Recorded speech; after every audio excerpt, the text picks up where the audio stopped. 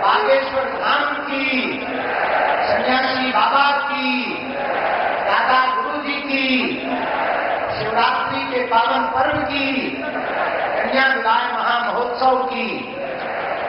आज हम सबका, बुंदेलखंड वासियों का और हमारा पूरा परिवार और हमारी सभी बेटियां, 251 जोड़े यहाँ विराजमान हैं, हमारे दामाद, इन बेटियों का सौभाग्य जागा है।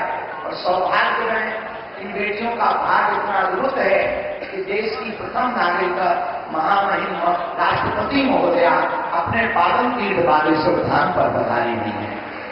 पूरे बुंदेलखंड की तरफ से, बागेश्वर परिवार की तरफ से हम सब जोरदार ताली बजा करके खूब खूब स्वागत करें। जय श्री राम। और इतना ही नहीं, यहाँ महामहिम राष्ट्रपति महोदया तो पहुंची ही है, पर अद्भुतता ये है, पुनः में हम पूर्व में तो नाम लेना भूल ही गए थे जल्दी में, लेकिन आज हमको पुनः सौभाग्य मिला और पुनः स्वागत करने का सौभाग्य मिला। इन बेटियों को आशीर्वाद मिला हमारे मध्य प्रदेश के राज्यपाल महोदय श्री मंगू भाई पटेल जी, आपका भी बहुत बहुत स्वागत। और हमारे बड़े ही लाडले, मिलनसार, बड़े प्रिय, सबको लेकर चलने वाले हमारे बड़े ही प्रिय यहाँ के मुख्यमंत्री श्री मोहन यादव जी भी आप पहुंचे हैं। आपका भी बागेश्वर धाम पर स्वागत है।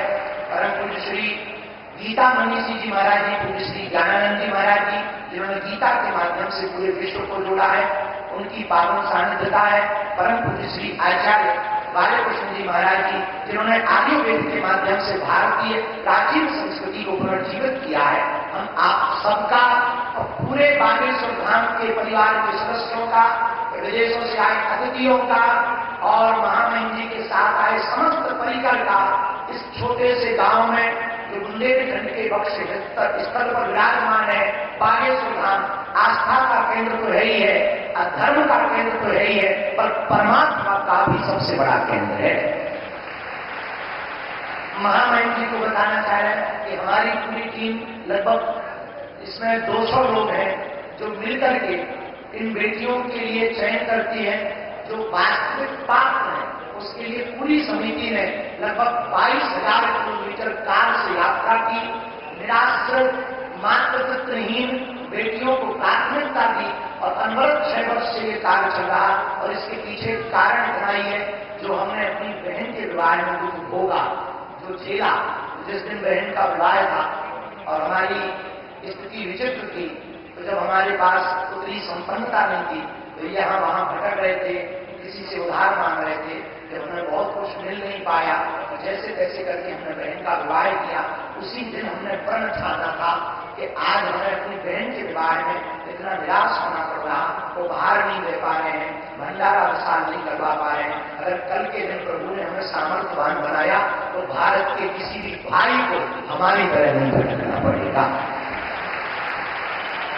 उसके बाद ये प्रण प्रारंभ हुआ, संकल्प प्रारंभ हुआ और आज वो बेटियां यहाँ से, जिनको 1 महीने पहले तक हमारा परिचय नहीं रहता, और जब ये यहाँ से जाती हैं, मुस्कुराती हुई जाती हैं, आशीष लेकर के जाती हैं, तब मन प्रसन्न होता है। तो हम पूरे देश को इस महाशिवरात्रि के उत्सव से एक ही निवेदन करना चाहेंगे, भारत के मंदिरों की दान पेटियों को अगर गरीबों की बेटियों के लिए खोल दिया जाएगा तो भारत विश्व गुरु बनते देर नहीं लगेगा।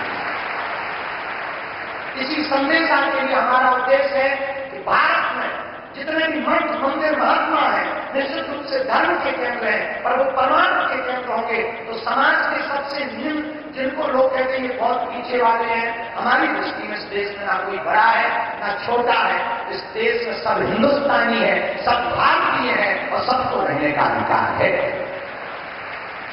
इसी संकल्प को जन जन तक पहुंचाने के लिए हर वर्ष इस उत्सव को करवाया जाता है। आपका आना हुआ, हम सब बुंदेलखंडवासी करोड़ों बार भी आपको धन्यवाद दें, तब भी वह आपका ऋण नहीं हम चुका पाएंगे, क्योंकि इन बेटियों का जिनका कोई नहीं है, ये बेटियां जब घर जाएंगी तो गौरव के साथ कहेंगी कि हम अपने बाप के घर से आए हैं, जहां महामहिम राष्ट्रपति महोदया ने भी हमारे बारे में आशीर्वाद दिया और बालाजी हमारे पिताजी हैं, ये जीवन भर इस क्षण को भूल नहीं पाए। इसके लिए पूरे महामहिम राष्ट्रपति महोदया को हम बहुत बहुत स्वागत भी कर रहे हैं, धन्यवाद भी बहुत दे रहे हैं और पूरे देश के लोगों से हम प्रार्थना करना चाह रहे हैं, भैया जिनका कोई ना हो उनका आप सहारा तो बनकर देखो। और हमारी प्रार्थना है, बेटियों को आप बोझ मत मानो। बेटियां भी बेटों से कम है क्या?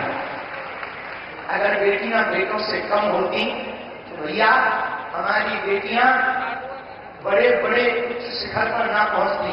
यहां तक कि भारत में तो यज्ञ नार्यस्तु पूज्यन्ते नमन्ते तत्र देवता, यहाँ देवी रूप में पूजा होती है। हमारे पूरे विश्व के अन्य देशों में नारी को भोग्य माना जाता, एक अपना भारत है जहां पूज्य माना जाता है। इसी एक घटना के साथ हम बात को विराम की ओर ले जाएंगे। एक दो व्यक्ति बैठे हुए थे, आपस में बात कर रहे थे, तो एक ने कहा, पता है तुम्हें हम बहुत भाग्यशाली हैं। बोले क्यों? बोले हमारे 2 बेटे हैं। तो दूसरे ने कहा, हम तुमसे ज्यादा भाग्यशाली हैं, हमारे घर 3 बेटियां हैं। और सामने वाले ने कहा कि नहीं नहीं नहीं, जब मुखाग्नि दी जाती है तब बेटे ही काम आते हैं, बेटियां काम नहीं आती हैं। तब तक एक छोटी सी बच्ची पीछे खड़ी हुई थी उस व्यक्ति की, उसने कहा, अंकल अंकल, बेटियां भिखारियों के घर पैदा नहीं होती हैं, बड़े जिगरे वाले के घर पैदा होती हैं। जिनका बड़ा दिल होता है तो वो बाप कितने बड़े दिल का होगा जो 20 साल तक बेटी को पालता है, पोसता है और बड़े हर्ष के साथ बेटियों का कन्यादान कर देता है। हमारा भारत अद्भुत है। इस भारत में बहुत से ऐसे लोग हैं जो निराश्रित हैं, बहुत विचित्र विचित्र परिस्थितियों में जीवन जी रहे हैं। पूरे विश्व के लोगों को और भारत के मंदिरों के आचार्यों को हम हाथ जोड़ करके करबद्ध प्रार्थना करना चाह रहे हैं। इसी संदेशा के लिए यह कार्यक्रम किया जाता है कि हमें प्रत्येक व्यक्ति को ये संकल्पबद्ध होकर के आज जाना है कि मंदिरों की दान पेटियों की राशि को गरीबों की बेटियों में लगाना है। पुनः साधु समाज जो बेटियां आज हमारे अंदर की 3 बेटियों की आज विदाई के तो भावुक बहुत है, हम बहुत ज्यादा बोल नहीं पाते इन बेटियों को देख करके, तो हम ज्यादा कुछ न कहते कि महामहिम राष्ट्रपति महोदया का, आए हुए संत जनों का, माननीय मुख्यमंत्री जी का, राज्यपाल महोदय का, हम बहुत यहाँ के क्षेत्रीय सांसद हमारे भैया श्री वी शर्मा जी का, आप सबका हम पुनः बहुत साधुवाद कर रहे हैं कि इन बेटियों के उत्सव में आप पधारे हैं। और इन बेटियों को भी हम कह रहे हैं, बेटियों जब घर जाना मुस्कुराते हुए कहना, हमारे ब्याह में महामहिम राष्ट्रपति महोदया भी आई थी।